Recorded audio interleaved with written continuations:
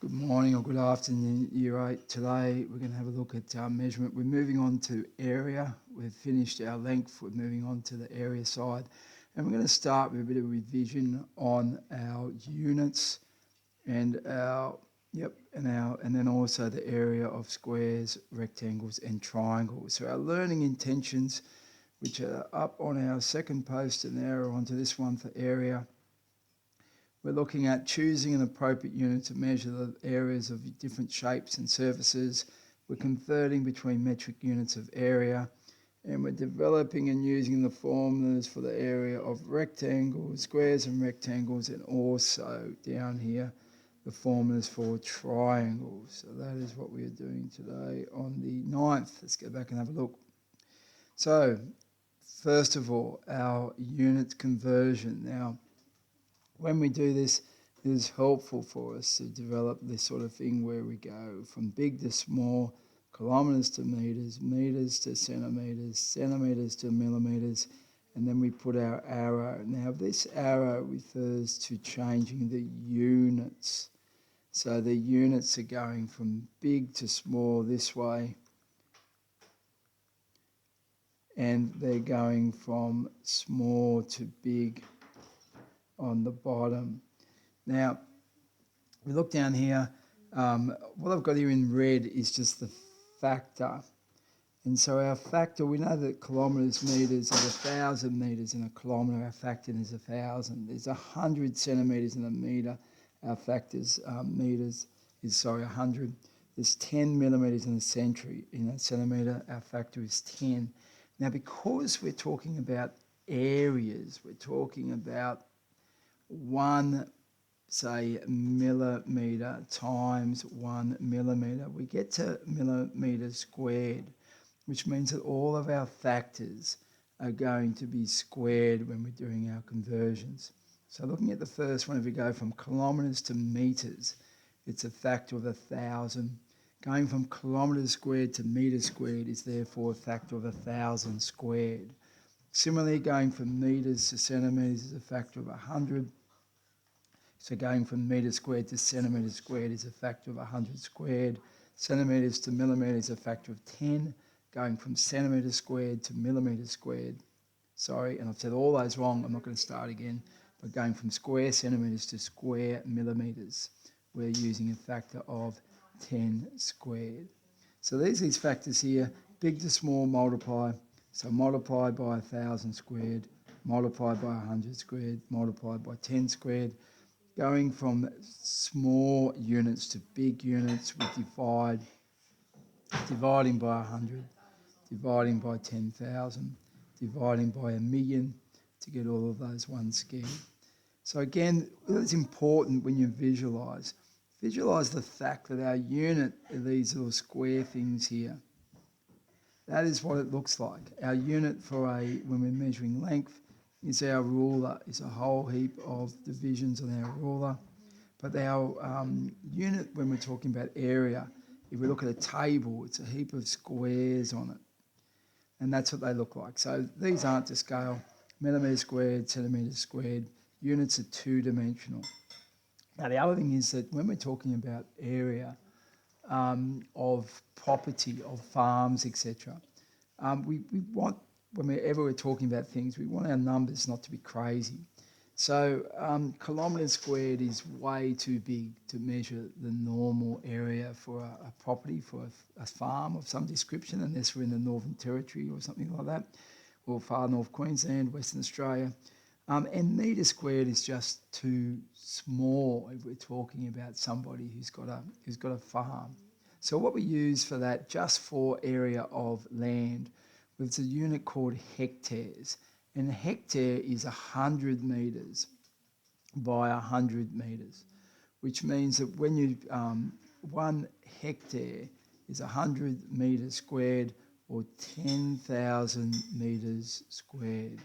So I didn't do my box. I should have had hectare to metres squared, and I should have gone times 1 10,000 going this way and divided by 10,000 going the other way. So I may add that to my OneNote and put it back in here. Okay, so now we have a look at converting units. When we're converting areas, we look at the units. If we are converting from big to small, we multiply by the factor.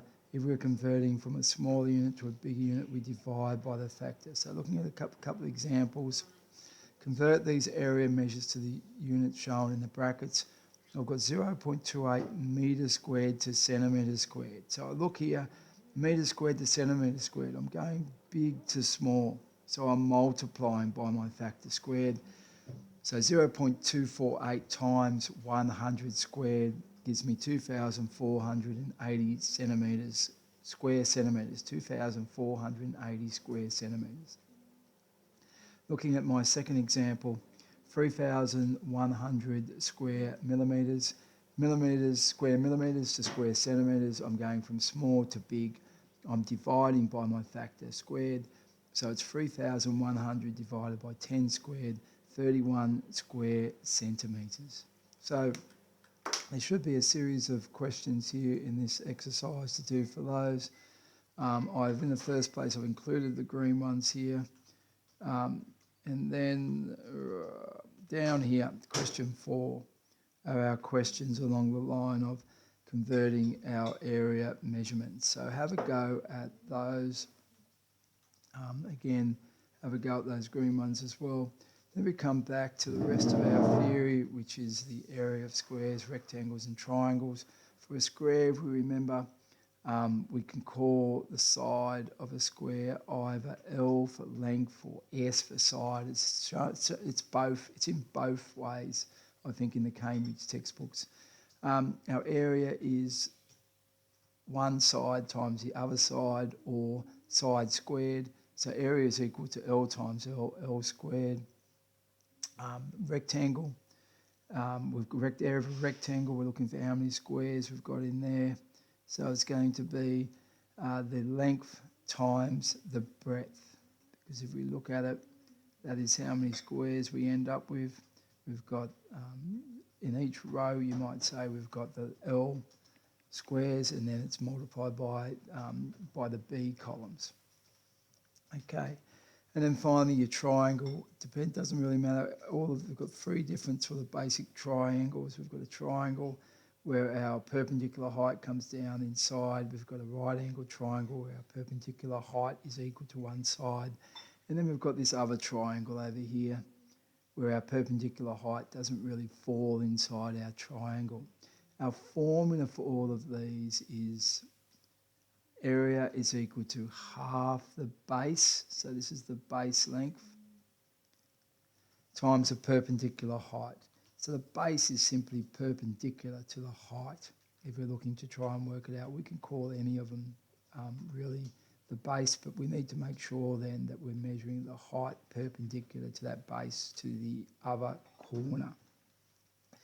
Looking at examples, find the area of these shapes. The area of this rectangle, area equals length times breadth, equals 6 times 2 equals 12 square centimetres. And finally the area of our triangle. Area is equals half times base times height, half times 13 times 7, 45.5 square metres. Have a go then at the rest of these questions in here.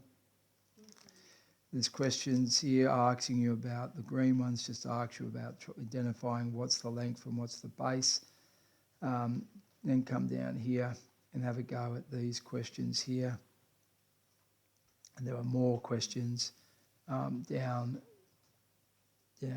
here.